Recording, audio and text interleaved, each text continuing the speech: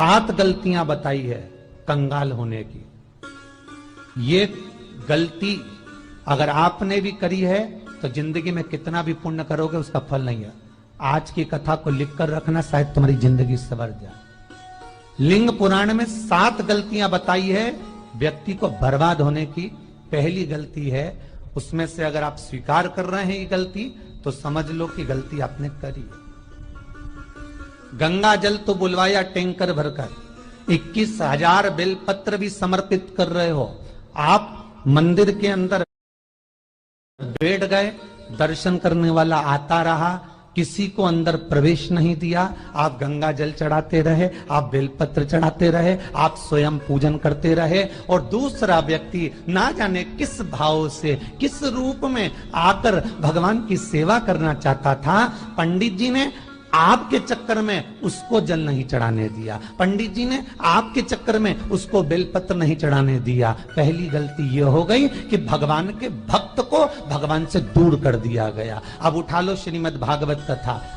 2 देवताओं ने गलती करी थी। एक ब्रह्मा जी ने गलती करी थी कि गाय बछड़ों का हरण कर लिया था। 1 वर्ष होने में 1 दिन था तब ब्रह्मा जी ने गाय बछड़े वापस दिए थे। दूसरी गलती इंद्र ने करी थी, जल वृष्टि करी तब भगवान कृष्ण को गोवर्धन पर्वत उठाना पड़ा। दोनों देवताओं ने गलती करी, पर भगवान कृष्ण ने इंद्र को क्षमा कर दिया पर ब्रह्मा को क्षमा नहीं करा। क्यों नहीं करा? क्योंकि इंद्र को क्षमा इसलिए करा क्योंकि इंद्र ने जब जल वृष्टि करी तो सारे ब्रजवासियों को भगवान के चरणों में लाकर छोड़ दिया। सारे ब्रजवासी गोवर्धन पर्वत के नीचे आकर बैठ गए, भगवान के चरणों में आ गए। और ब्रह्मा ने जो गलती करी वो ऐसी गलती करी कि भगवान से गाय और बछड़ों को दूर कर दिया। जो भगवान से भगत को दूर कर दे उसको शंकर कभी क्षमा नहीं कर सकता। इसलिए बर्बादी का पहला कारण आप भक्त और भगवान में दूरी बना दी।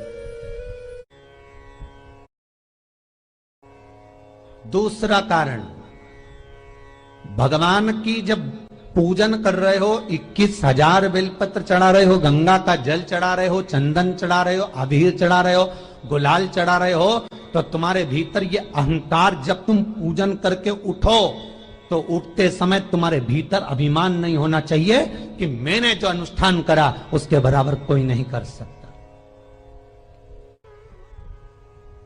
तीसरा कारण कहा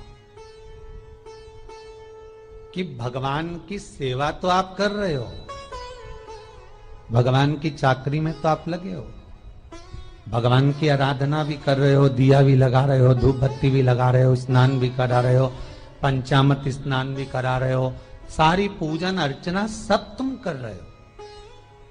पर हो सकता है इस पूजन अर्चना में आप केवल 3 घंटा पूजन करते हो और बाकी के समय किसी न किसी की जीवात्मा को दुख पहुंचा रहे हो। एक कथा में एक बात कही थी कि भले मंदिर में दिया मत लगाओ, भले मंदिर में जाकर धूप बत्ती मत जलाओ, भले मंदिर में जाकर भोग मत लगाओ, भले मंदिर में जाकर जल मत चढ़ाओ, कुछ मत करो, भले भगवान को नए कपड़े मत पहनाओ, भले तुम्हारी मर्जी पड़े भगवान को भोग मत लगाओ, पर शास्त्र कहता है कुछ मत करो, पर एक काम जरूर करना कि किसी के चेहरे पर प्रसन्नता ला देना तो मंदिर में दिया जलाने के बराबर होगा। किसी के चेहरे पर चमक ला देना, प्रसन्नता ला देना तो अगरबत्ती लगाने के बराबर होगा। किसी गरीबड़े के, किसी दुखी के चेहरे पर अगर तुमने प्रसन्नता ला दी तो वो भगवान को कपड़े पहनाने के बराबर होगा। मालूम पड़े तुम मंदिर में पूरी सब्जी बांटो, मंदिर में भोजन कराओ, मंदिर में सारा पकवान चढ़ाओ, और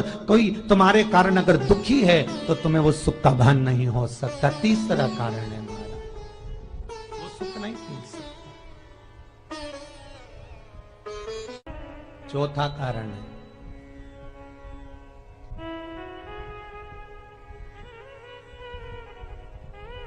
महाराज,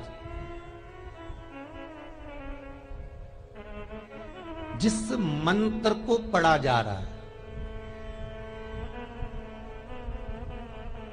जिस मंत्र का स्मरण किया जा रहा है,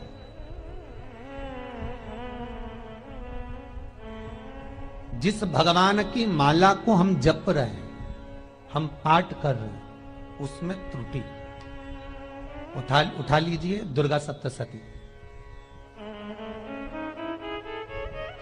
दुर्गा सप्तशती का हिंदी अनुवाद में एक थोड़ा सा दृष्टांत दिया है, आपको मालूम होगा।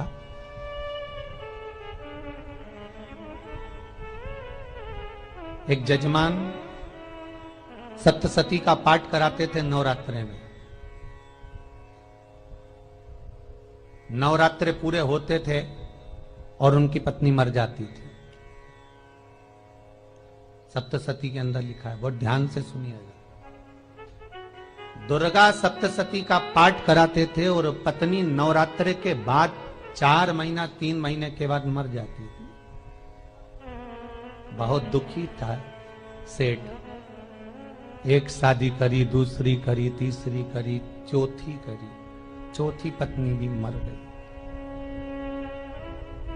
बहुत दुख हुआ। आज वो गुरुजी के पास चले गया, गुरुदेव, गुरुजी, गुरुदेव, गुरुदेव। गुरुजी बोले क्या हो गया? सेठ जी बहुत दिनों के बाद आ रहे हो, क्या बात है गुरुदेव? मेरे को एक बात समझ में नहीं आती कि मैं नवरात्रे में सप्तशती का पाठ कराता हूं, देवी जी का यज्ञ करवाता